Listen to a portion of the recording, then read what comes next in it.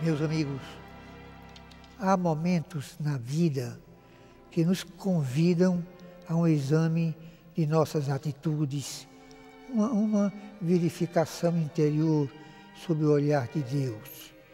Algo diferente do que costumamos fazer cada dia.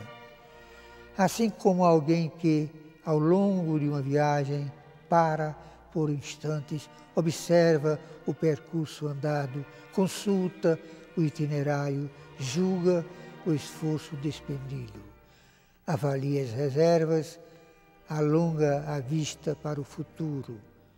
Constatar a realidade é sempre útil. O princípio de cada ano nos oferece uma oportunidade para examinar nossa atuação no período que termina, a aperfeiçoar a missão de discípulo de Cristo e membro de uma nação. Em dois campos, essas reflexões são necessárias: o campo civil e o religioso, pois somos cidadãos de duas pátrias e ambas estão intimamente relacionadas entre si. O critério básico, entretanto, é um só: o Evangelho. E é a ele que se deve recorrer como parâmetro e como iluminador nos julgamentos e decisões. O que fizemos pelo Brasil em 2009, se dele nos servimos ou se por ele nos sacrificamos, é uma das perguntas fundamentais. Abre-se então um largo espectro a iluminar cada ação e a inquirir as intenções. A resposta será dada pela consciência de cada um diante do Senhor. Em nome da nossa fé, a Igreja da qual somos parte integrante exige de nós, antes de tudo, apesar das contingências humanas, uma fidelidade inalterada. Essas interpretação se bifurca, embora de uma só fonte promanem os erros. Há quem cultue o passado de modo imobilista e os que só aspiram às novidades. Ambos ferem a comunhão através da infidelidade aos designados pelo Salvador, orientar o povo de Deus e aos quais os irmãos foram confiados. O Papa e os bispos, estes enquanto em comunhão com ele, o Papa, são, como expressão da Igreja, a coluna e o sustentáculo da verdade, como dizia São Paulo na primeira epístola a Timóteo, capítulo 3. Nesse exame encontraremos vários óbices à autenticidade no relacionamento civil e religioso. Um deles, com profundas repercussões, é a oposição sim à verdade. Esta virtude, a verdade, marca essencial do caráter bem formado, indispensável à prática religiosa e à vida cívica, vê-se repetidas vezes repelida, ferida ou destruída. Apela-se para o anonimato, mesmo com boas intenções, a fim de se denunciar erros e até para ajudar a corrigi-los. Entretanto, a falta de identificação reduz a um nada, um informe. Com razão, há os que se negam a tomar conhecimento de sua existência, pois é leitura vedada o que está acobertado por uma falsa identidade. O verdadeiro é o que está de acordo com a realidade objetiva e também pode ser definido como o encontro com o seu Redentor, manifestado por nossa obediência à doutrina revelada. Os fundamentos dessa virtude estão no próprio Deus. Cristo é a verdade. A pergunta um tanto cínica de Pilatos, que é a verdade? Lemos em São João, capítulo 18. Parece que se repete em muitos lábios cristãos. E a resposta foi muda, mas de uma extraordinária eloquência e eficácia. Ela era ele, aí presente.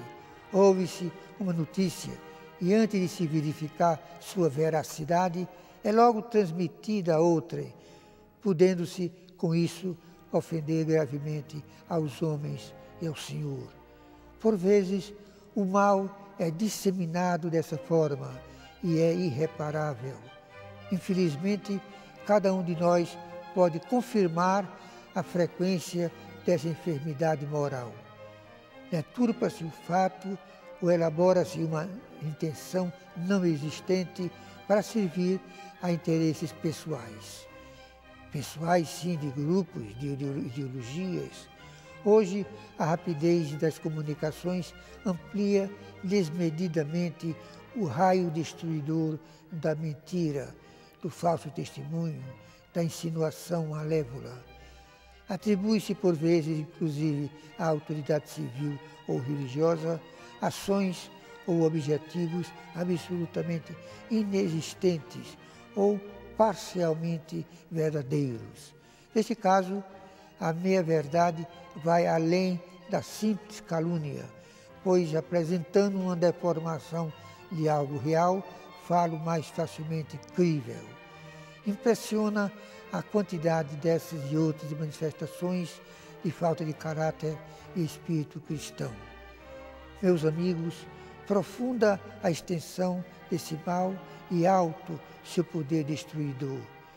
Elas são praticadas até por pessoas aparentemente boas e que se julgam tementes a Deus. Esquecem que toda vida espiritual se edifica em alicerces humanos, elevados à ordem sobrenatural. Construir a piedade sem a base de um caráter elevado, que se manifesta pelo amor, a verdade é fazê-lo sobre a areia.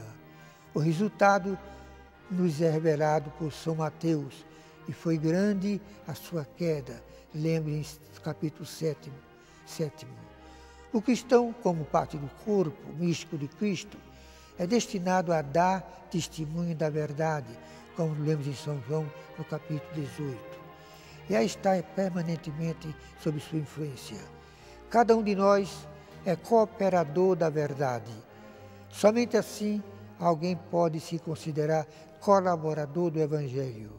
Para cultivá-la, exige-se um amor pelo verdadeiro, pelo real, pelo objetivo, que põe acima dos interesses pessoais, julgamentos apressados, pruridos da língua e fraqueza na prática da caridade. Exige-se ainda o apreço ao valor da justiça e do bem comum. Sem a verdade, a relação entre as criaturas se enfraquece e toda uma série de obstáculos se antepõem à boa ordem da sociedade civil e religiosa. Ela é o vínculo indispensável à união e ao entendimento que todos almejamos. O Pai dá a sua graça. Nós devemos responder com nosso esforço. Servir a verdade pode significar dificuldades e até graves sacrifícios.